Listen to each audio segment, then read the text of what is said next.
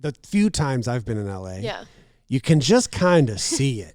You can see, like, there's people having fun, and then you look around and there's people that are like praying on, like, who can I talk to that can help me? And I never really saw it until like this last year. Really? Okay. You know when people say like their frontal lobe developed?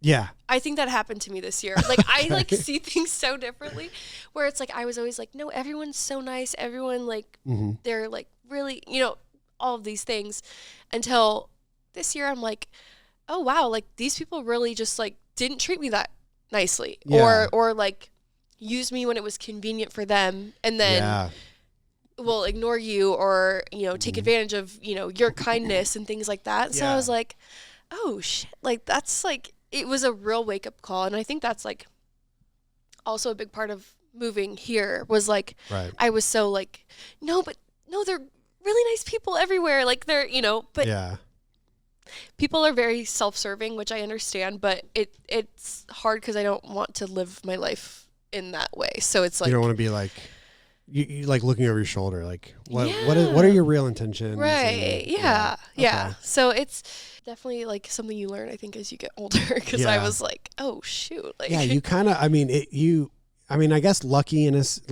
sense, but also like you worked hard, because you do all this, and then you get your moment, and then you join an org that is center LA based. Right. And this is while all the everyone vlog comes squad to those shit parties. is popping off. And, Oh yeah. Absolutely. The LA creators. I remember there was a time in Optic where I was like, I think we need like an LA presence. And that was very, very 100 Thieves motivated. It was just how many cool creators are out there. I remember when I first joined, they threw a welcome Brooke party, but it was a Halloween party as well. Okay.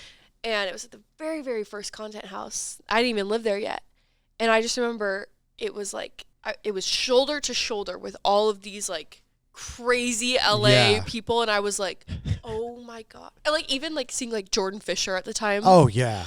I was like, I love that guy. I was like, Jordan. Like, I really love that guy. Love Jordan, by the way. He's the best. always been overly nice to me. Oh my I don't God. know why. He's just the nicest. I don't think I could think of a nicer human. Yeah. But I was like, oh my God, like that's Jordan Fisher. Yeah, I was like starstruck. And so, but yeah, it was really great. And I think that it's just kind of, I think when I first got there, it was different. I think that over time it's changed a little bit. Okay.